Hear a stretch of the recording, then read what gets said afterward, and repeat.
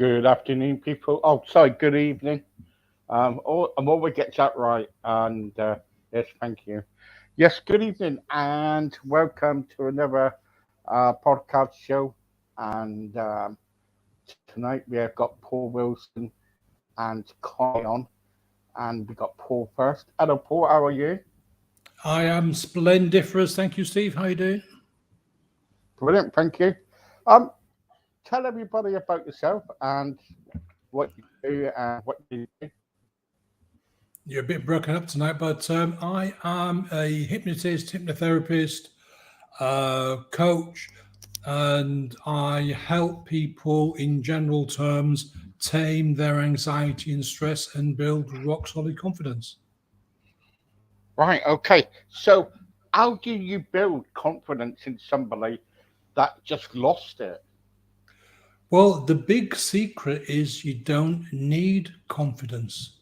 This is a massive misnomer that people think you have to have confidence before you can do a thing. That's garbage. I'll give you three really quick examples. When you're a baby, I don't know if you've got kids, Steve, but Yeah, when they're yeah, crawling, yeah. when they're crawling around, they follow you about, and then one day they start to do what I call the sofa shuffle. They grab hold onto the sofa and they stand up on the wobbly legs and they go hand over hand along the sofa. They fall on their bum. When they fall on their bum, have you ever heard a baby say, "Oh God, this is too hard. I'm going to give up walking. I'm just not going to try again"? No. What they do is they get up, they have a bit of a cry, mum or dad or somebody gives them a cuddle, plonks them back down again. They get up and they do the sofa walk. Then they And progress try to a again. table and so on and so forth. And then one magical day, you're sitting there watching the telly or reading the paper, and by some instinct, you know something's happening. You turn around, and there's the baby standing up on her own 2 feet, walking towards you, and the world explodes. That baby did not need confidence. She needed a magical 8 letter word, which I'll come to. Next example, riding a bicycle. You started off on a trike, maybe with pedals or with just flat feet. Then you go onto a big bike with stabilizers. You wibbly wobble. Somebody takes off one stabilizer and you're riding the bike like this because the stabilizer's been taken off the other side. And then again, one day after a few falls and a few scrapes, you get back on the bike, you keep moving. Somebody takes off the other stabilizer, only two wheels. They've got their hands on your shoulders. You wibble and wobble it, and suddenly, out of nowhere, whoosh, you're off cycling. Okay. Third example, passing your driving test. You get into a car for the first time, and it's a massive monster of bells and whistles and mirrors and dials and levers and pedals. You haven't got a Scooby Doo.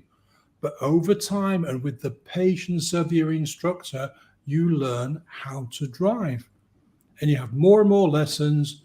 You take the test, you pass, and then you off into the world. Now, there's two major things involved in this.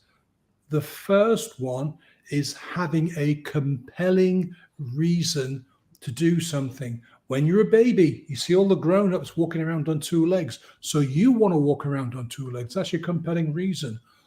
When you're a kid, learn to ride a bicycle. All your mates are riding bikes. You want to be part of the gang. So you learn to ride a bicycle. That's your compelling reason.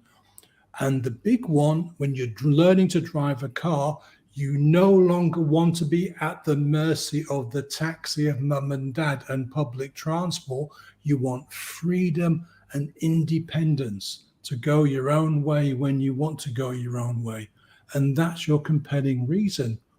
And that secret 8 letter word that nobody really wants to talk about is practice. Practice, practice, practice. If you look at any movie star, any pop star, any big name public speaker, and you ask them, yeah, they practice. They don't just get up on stage and play. They've been practicing for years. There's no such thing as an overnight success. That's why you don't need confidence. Confidence comes with practice. It's just a byproduct of practicing really well. So, are you saying to us then that we don't need confidence, confidence. We just need kind of like actual kind of practice. You need two things. You need a compelling reason to do something. Like, for example, a lot of people say, well, I want to become a millionaire. Do you really want to become a millionaire? Or is that something that somebody said and you can like to follow that person? Or would an extra £500 a month help you out in your life? You need a real reason. And the second thing is you need practice. Nobody gets on stage for the first time without practicing first of all. You know, they practice in front of a mirror. They've set up a secret Facebook group and done lives, live after live after live, when nobody's watching. And they practice. They join Toastmasters or one of the other public speaking groups. And yes, they feel nervous. Yes, they feel scared, but they still get up on stage. And the more they do it, the confidence builds with the practice. And then one day you get up, yeah, you're still a bit nervous, you're still a bit scared, but you do fabulous jobs because you now have the confidence. But to get started to do a thing, you don't need confidence. So it's a big fib that they sell in the world to get you on these courses and buy the books. Right. Okay.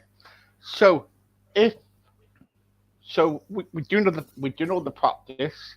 So to say that we're doing all the practice, what do we do next to go along the road? You know, because my journey is like when I lost all my confidence after when I had my stroke and everything. I found it really difficult, and I was going along the road, and sometimes we do get knocks in life that will knock us out the way, and we need to get back up again. I've got a page called Never Give Up. And the trouble is, my belief is, if you fall, you get back up again. Yeah, absolutely. I mean, think of it, never give up. What does never give up mean? It means doing it again and again and again and again and again. I've read countless stories of military veterans who've come back from some war and they've been devastated, either physically or mentally or both.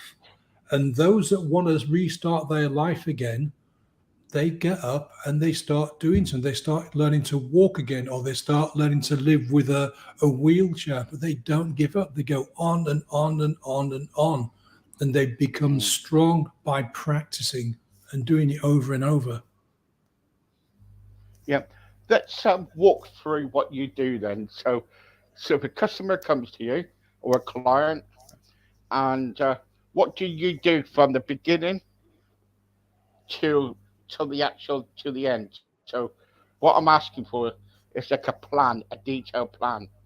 What do Okay, you well, I can't actually give you a do? detailed plan because I provide a bespoke service. Everybody's different. But initially, people get in touch with me and they say something along the lines of, I've tried everything, Paul, you're my last resort, words to that effect.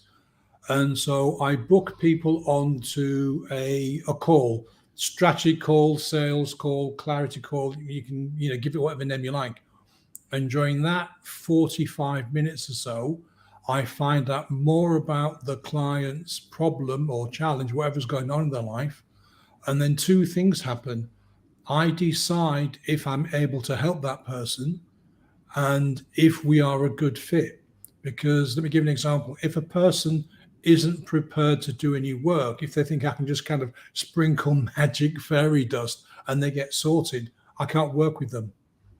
If they expect me to work for free or work for very little, I can't work with them. Because one of the reasons they need to have skin in the game. And by that, I mean, people don't value free. People don't show up, they go, oh, it's free, it doesn't really matter. So I need people to have skin in the game, that they are going to be committed to getting the results that they want to get. And then depending on whether it's a coaching client or a hypnotherapy client, if it's a coaching client, we book a regular series of meetings. If it's a hypnotherapy client, we have the first session and we do the work. And then in most cases, the work is done in the first session. And then the next couple of sessions just kind of back up and just going over things. And I met in the second or third session, and they just teach the client some things that they can take with them for themselves and for their kid. They can teach their kids as well. Mm, yeah, because it's best, really, isn't it, to kind of like the client and the teacher or whatever to get on really, because if you don't get on, it's not going to work for you or for the client really, is it? Well, it's not a case of getting on, because a lot of coaches make this big mistake in hypnotherapists. They try to become the client's friend, and that doesn't work, because I'm the guy that will tell you the stuff you don't want to hear. I'm the person that will ask you the question that other coaches and therapists are too scared to ask. So I'm not a nasty or evil kind of person, but my goal is to help you get the result that you've paid me for. And that, sometimes, yeah, okay, we might over a period of time become mates, but that's not my goal. My goal is to help you. Now, when you say we've got to get on, you have to be prepared to do the work. You have to be committed. You can hate my guts, that's fine, as long as you're prepared to do the work. Yeah. What's the word I'm looking for? We don't have to be best buddies to get a result for you, but there has to be mutual respect at the very least. Oh yeah.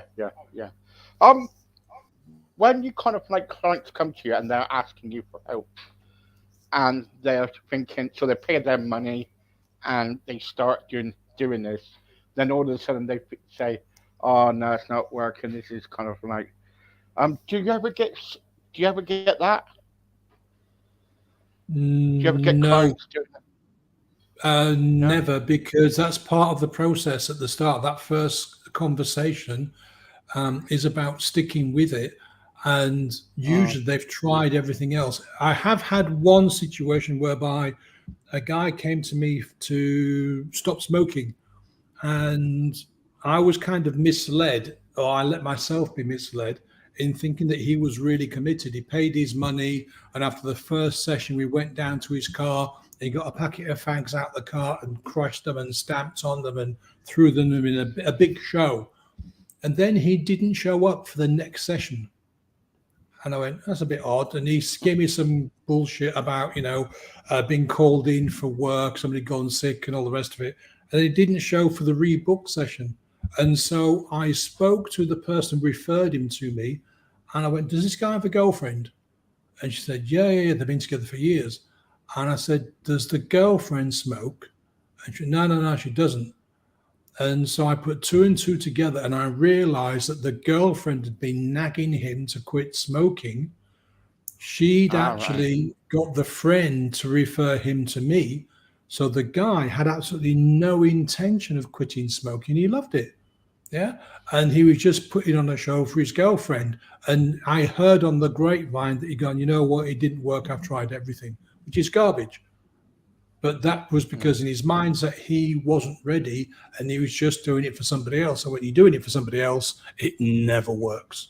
Never. No, it never works. No. I talk to a lot of people, Paul, and they say to me, if you're not kind of like 100% committed, it's never going to work. You've got to be committed to what you're doing, and because if you need help, you go for it. And the trouble is, if you paid your money, you're thinking, right, I'm going to stick at it. But some people, they pay their money and they don't last for long. Then after a while, they expect the money back. That's what most people say to me on here, and it's totally wrong, because if you're committed to do something, you've got to be committed. Then they're not committed.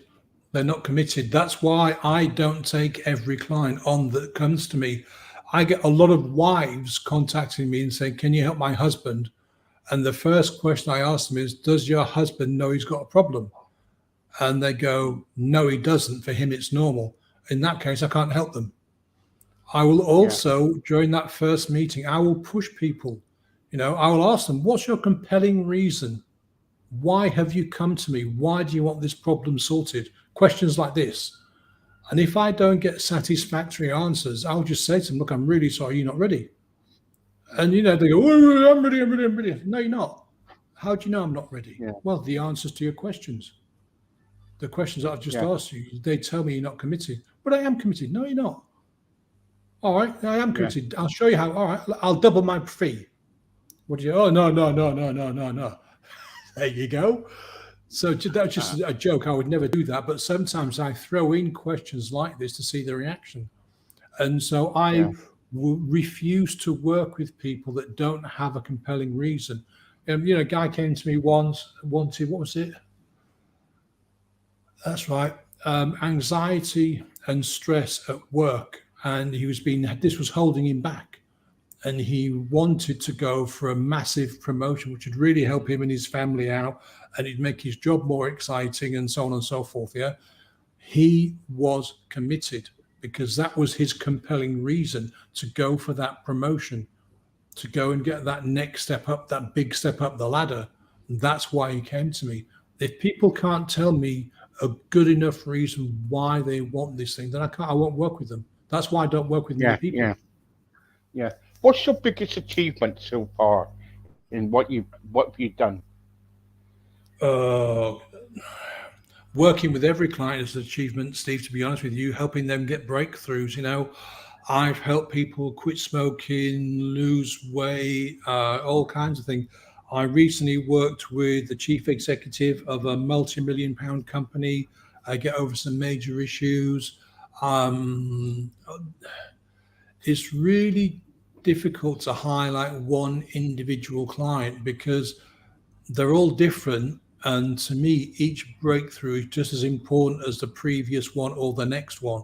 So I can't really kind of highlight one individual. I've had really fast breakthroughs, like 10 minutes, 15 minutes, and really slow breakthroughs taking a couple and a half hours. So yeah, time-wise, there's differences, but kind of individual breakthroughs, they're all important to me, every single one.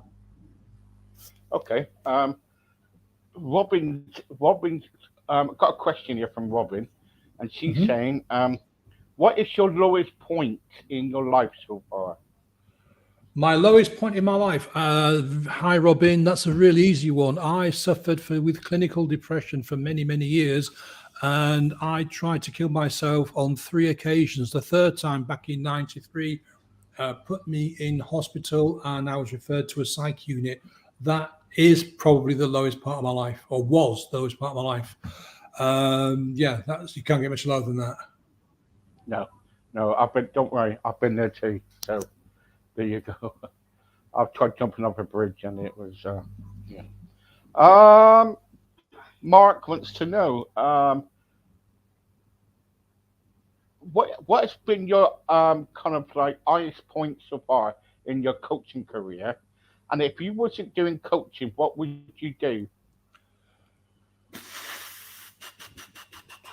Again, high point in the career, I can't really pick one out because, as I said, working with clients, each client is unique and different. What would I be doing if I wasn't doing this? That's a great question because the answer is I don't know. When I quit my corporate job, I was going to go into photography because that's a real passion of mine. But I found out that really wasn't a way forward unless I wanted to kind of fall out of love with photography and just end up hating it. So if I wasn't doing this, the honest answer is I don't know what I would be doing. I'd be doing something and it would be working with people, but exactly what that would look like, I don't have a clue. So I fell into this kind of by accident and I really love it and I can't see myself doing anything else. So there's nothing else in the background bubbling around. So the honest answer is a great question, but I can't give you an answer. Sorry. Yeah, right. Okay. Richard wants to know. Hi, Paul. If you won £1 million, would you give your job up straight away? No. This is going to sound a bit stupid, but I don't do this. Well, I do this for the money because it pays my bills and gives me a nice lifestyle. Yeah. But if I won £1 million, I would still do it. I would buy a nice apartment or something, and I'd put the rest of the money away for a rainy day kind of thing. But I would carry on doing what I'm doing because I love it so much. I really do love it. I'd buy some, maybe rent some nice offices and bits and pieces like that, but I'd still carry on because I really do enjoy what I do. And money's important, but it's not the only reason I do this. I do this because there's a moment Richard, when I'm working with a client, particularly with a hypnotherapy client and with a coaching client, that they get this sudden realization that eyes start to sparkle like a beams of a headlight or a lighthouse. Their face changes color. It actually gains color. Their shoulders go from up here down and they become relaxed. And they have this incredibly beautiful smile. And each time I see that, it gives me a massive buzz. Each time I get what I call a breakthrough, where the client realizes that the stuff they've been carrying around for 5, 10, 15, 20 years or more is no longer needed. They can drop it off of the left luggage department. That's why I do it. Yeah, the money's great. The money's a really cool bonus. But if I do it for that, I do it for that reason. So if I won £1 million, I would definitely carry on doing what I'm doing. Grace. Hi, Grace. Hi, Steve. Would it be possible if you can tell me how you started with your podcast and your radio station? I can do, but I'm doing an interview at the moment, but I will kind of like leave you a message. Where's it to now? Michael wants to know. Oh, this is a good one. Michael wants to know. Have you ever thought about going into being a doctor? Some hypnotherapists are doctors. Have you ever thought of going to university and becoming a doctor? Well, I'm 62 this year, so it's highly unlikely that I would be accepted to qualify as a doctor because, it takes 7 years of medical studies before you actually get to see the inside of a hospital. So that would put me to 69. And so I'll probably be too old. There was a guy that qualified. Yeah. There was a guy who qualified in, where was it? A Chinese guy or an Asian guy. I read about him the other week. He qualified at the age of 70. So he'd been to university and done all the hospital stuff, and he became a GP at the age of 17. I think that is really, really cool.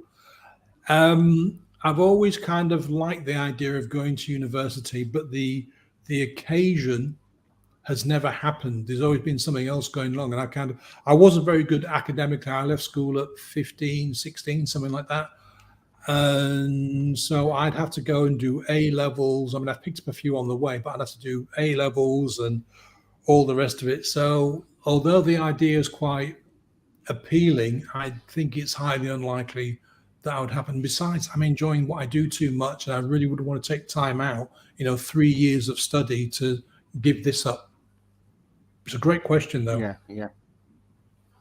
Yes, Amanda wants to know. If somebody comes with you and they've been really depressed and suicidal, would you ever take them on? Yeah, absolutely. I've been depressed and suicidal. I know exactly how that feels. Again, I would want to talk to them first during that call, 45 minutes, to see how committed they are to getting rid of it. And if they don't believe they can't get rid of it, then I can't help them. But I've got rid of mine, and I've helped other people get rid of theirs. And I know lots of people that have found different ways of managing, coping, dealing with, getting rid of. So as long as that person was committed to getting rid of it and accepted and believed they could get rid of it, then yeah, I'd take them on. Well, I would talk to them, absolutely. Yeah. Victoria. I Paul, loving this.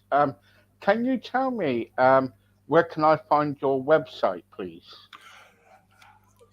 Victoria, I've put it in my address. You might not be able to see it, but if you go to www.ahappyhead.co.uk, I'll say that one more time. ahappyhead, that's all one word, .co.uk, and you'll find me there. Brilliant. Very good. And also, if you just contact me, I will kind of like give you the details and everything. Please do contact. What you got to realize, guys. Everybody who comes on here, they do it for free of charge for me, and all what this is about is trying to help people. And That's it. Where are we to now? Oh, Roger. Roger from Scotland, Dundee. Oh, hello. Hi. If I wanted to go, if I wanted to speak to a coach, such as yourself, how much is it going to cost me? I was charged the other day around about £500. Is that correct, or am I in a fantasy world? Yeah, Mr. Was it Roger from Dundee? Yeah, Steve? yeah, Yeah. Hi, Roger. yeah, Roger. Yeah. How long is a piece of string? I know coaches that charge $1 million to work with them, and that is the truth. Yeah, there's a guy called Mm, Tony Robbins. If you want to work with him one on one, it'll cost you north of $1 million. He's incredible what he does, but that's what he costs you. And then there's everything in between. I know people that charge, what was it, $150,000 for 13 months of coaching. mm, Yeah.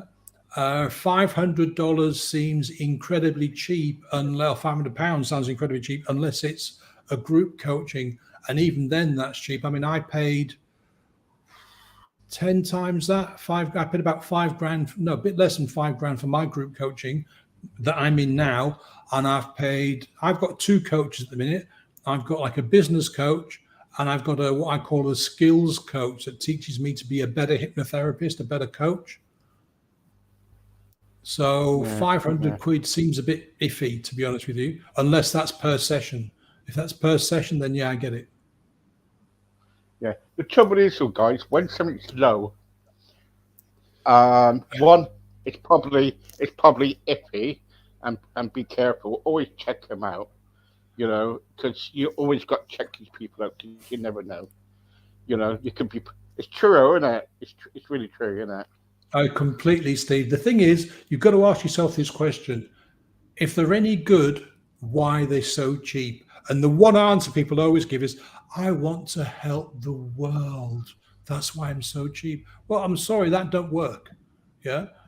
You can't, there are 8 billion people on this planet. There's no way you can help them all. And working one-on-one with somebody, you're never going to reach it. I have no intention of, helping everybody on the planet. I help one person at a time. So I'm thinking of doing some group stuff a bit later on, but at the moment it's one person at a time. And maybe if I get really lucky, that one person may influence hundreds or thousands or maybe even more people over time. Yeah. So if Yeah, they're really, really cheap, there's an old saying where I come from, you pay peanuts, you get monkeys. correct. Yeah, yeah, yeah. Um, Good Hi, question, Steve. though. Yeah, yeah, it is. Um, Barbara wants to know. Hi, Steve. On my on my podcast, I do the same, really the same as Paul, but I don't do the hypnotherapy. But the trouble is, I don't get many people as you do, Steve, on your podcast. Why is that? If you want to talk to me about that, can you talk to me after the show? After around about 8 o'clock, I will tell you why. I don't know. It depends on what you're doing. Um, You've got to get yourself out there. You need to post and post and post and post and not shut up about what your podcast is about, how you can help people. You have got to go yeah, ballistic. And I say this because there's a lot of people in my business who get qualified, and the people that qualify them don't tell them the one thing. Then for mm, the first 5 years, you're not a therapist, you're a marketer. And I'm sure, Steve, you'd agree when it comes to podcasting is secondary to getting the word out there, to sharing your of message course and it letting is. people know. You have to Yeah, of course it is. understand that there's a film, Field of Dreams, and there's a saying that Yeah, I've goes, seen it, yeah, build it and they will come. In this world, that is garbage. I'm sorry. You have to let the world know you exist. Consistency, frequency, and persistency. If you're posting once a month, with all due respect, you've got no chance. If you're posting once a week, with all due respect, you've got no chance. I post, oh God, north of 6, 7, 8, 9, 10 times a day across a couple of forums every day, Monday yeah, through Friday. That's how you get more people to your podcast. Plus, I'm assuming it's interesting and fun and engaging. I'm sure that is, but you've got to let people know you exist. We do a lot of, but we got a lot of people on from all different backgrounds. Yeah, absolutely. We got comedians, we got loads of people. Um, Steve, congratulations on your award for your podcast. Thank you very much for that. Thank you. I haven't received it yet, but we're in the middle of getting sorting it out. Um, Paul. Um, I'm suffering at the moment with postnatal depression. I have serious anxiety and really, really depressed. My boyfriend has just left me. Don't know what to do. I haven't got very much money, but I do work. Um, the trouble is, my boss has given me time off for 3 months. Ti time off. What? And I need some counselling. Can you give me some advice? Okay, I can't give specific stuff because I don't know you, but I will give you a few hints and tips that will help you. This is going to sound a bit contrary, but get out and start meeting people. Go to, I can never remember what the phrase is, postnatal or antenatal sessions, mums with Yeah, toddler yeah, groups, that kind of thing. Go to your doctor, talk to your doctor.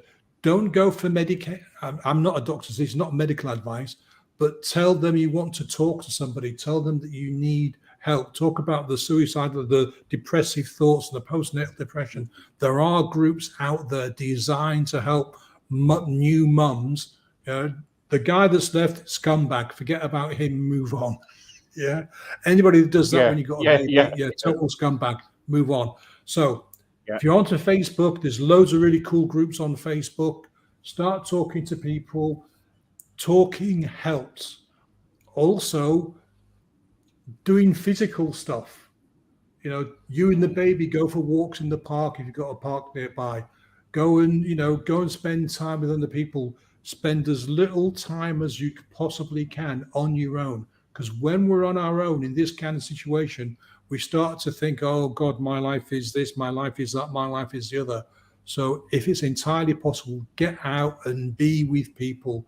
And sounds a bit contrary to what you might say, but help them with their problems if you can at all.